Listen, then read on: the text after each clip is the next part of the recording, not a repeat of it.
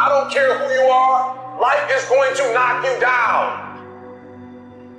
Listen to me, many of you right now, life's got you up against the rope, and you got to do me a favor. Like, you can't give up. You can't give in. Pain is temporary. Pain is your friend. Pain is going to take you to the next level. When you going through pain, I know what you feeling. I know exactly, because I've been there. I've done that. But you got to work through it. And the reason why most of you are not successful is because every single time stuff not going your way, you give up, you quit, you let go, and people feel weakness. They feel it. You can feel when somebody's not committed, when they're not all in, when they're not dedicated. And there's another level you get to when you go all in. Winners win and losers lose.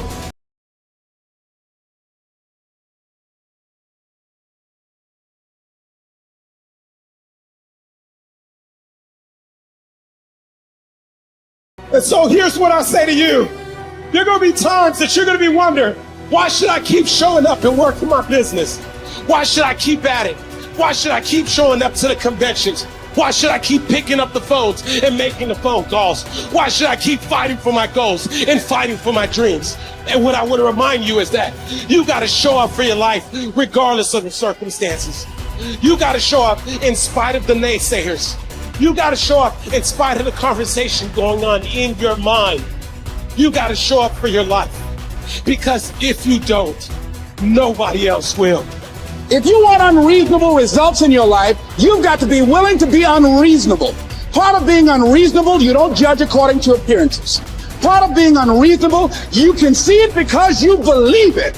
You must have the faith to call forth those things that be not as though they were. You've got to decide, I deserve this, and I'm going to have it. You've got to say yes to your life. You've got to say yes. Yes to my dreams. Yes to me. Yes, I can make it. Yes, I can. Doesn't matter how many failures I've made. Doesn't matter how many mistakes I've endured. Doesn't matter about my defeats. Doesn't matter about what I've done. Yes, yes. I don't care about the fact I'm in a hole now. Doesn't matter about where I am. The last chapter to my life has not been written yet. If you judge me now, you'll judge me prematurely.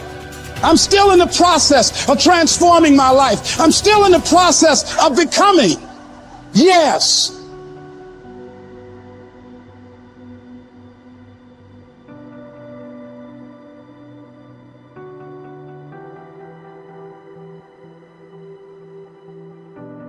The brilliance of Thomas Edison was not in his mind.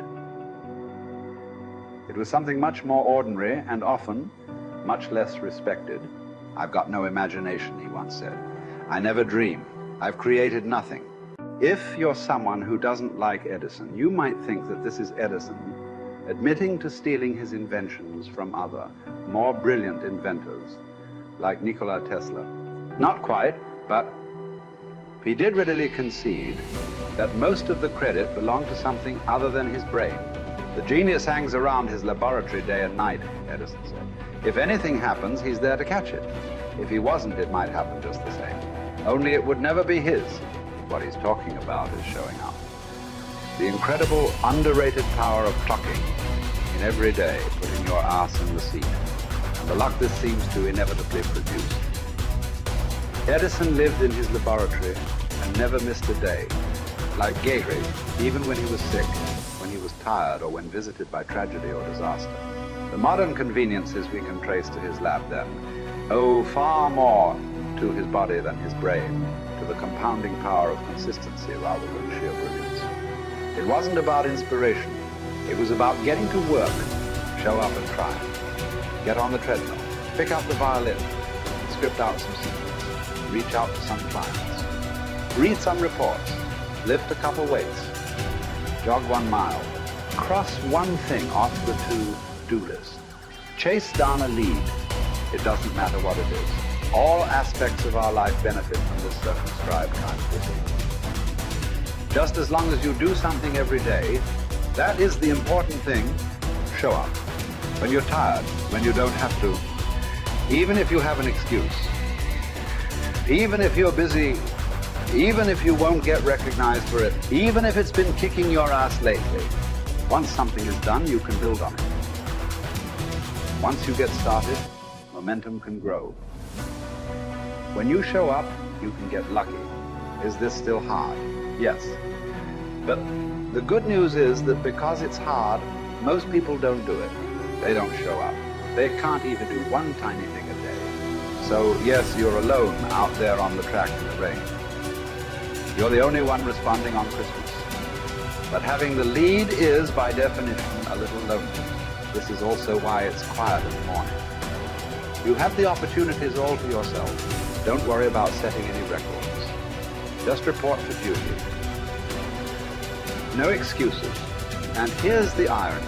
This is also a way to break records. Consistency is a superpower. Day to day, willpower is incredibly rare.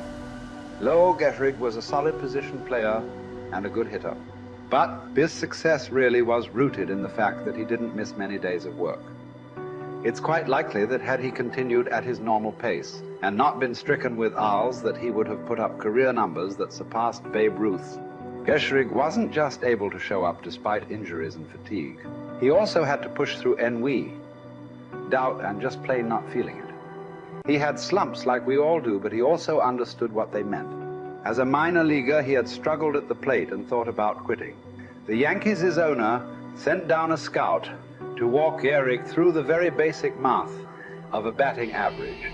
A good hitter hits 300, and hitting 350 is terrific. Hitting 400 is almost unheard of. What does that translate to? Missing on 6 tries out of 10. A hitter can also go days, weeks without touching the ball. That's what the scout told me. The most important thing a young ball player can learn is that he can't be good every day. You don't have to always be amazing. You do always have to show up. What matters is sticking around for the next at bat. The ability to do that, coupled with the ability to endure what John Steinbeck called dawdly days while writing East of Eden. Those days when everything seems out of whack, when you're just not feeling it, when the distractions won't stop, is the first step to greatness. Literally. You cannot be great without the self-discipline to do that. One thing a day adds up. Each day adds up. But the numbers are only interesting if they accumulate in large quantities. You guys that are just getting started, you're not going to start right here. You're going to start down there. Probably in another city, another town. I grew up in Lake Charles, Louisiana, no money, raised by a single mother. I was in debt at 25 years old. First thing that I had to do in my life was not learn a new skill. First thing I had to do to get my life moving in the right direction was self-development. It is vital. It was vital for me that I improved myself and I could start depending upon me. I had to show up every day with some rituals, some disciplines, and start getting myself to trust me, not trust others, but trust myself to do the right thing every day. One of the things that I started doing was beating the sun up every morning. I'm going to beat that sun up every morning so that I have the discipline and the control over my life. So I knew, hey, before that thing pops, I'm going to pop. I'm going to get out of bed, depend on myself, get up at the same time every day. And for me, that time, regardless of where I was beat that sun up. No matter where I am, I'm going to beat that thing up. So it gives me a sense of control over my own life. Second thing, I had to start cleaning up my life and my friends and my environment. When I was younger, between 15 and 25, I was doing crazy stuff in my life. Wasting my weekends. I had the saying, weekends are for the weak. I was drinking, fooling around with a bunch of bad things, bad people. At 25 years old, I cleaned it all up. Quit going to those places. Quit hanging out with people that did not have ethics and discipline in their life. I wanted to build something in my life. I wanted to become someone. And to do that, to become someone in the eyes of the world, just beating that sun up every morning gives me the sense of accomplishment. That I did what I said I was going to do. That I woke up when I said I would wake up. And I start building respect for myself, start believing in myself so that I can go out into the world. And maybe today when I go into this meeting that I'm dressed for, they'll believe in me as much as I believe in me. And that'll show up in a contract, a deal, maybe even some money.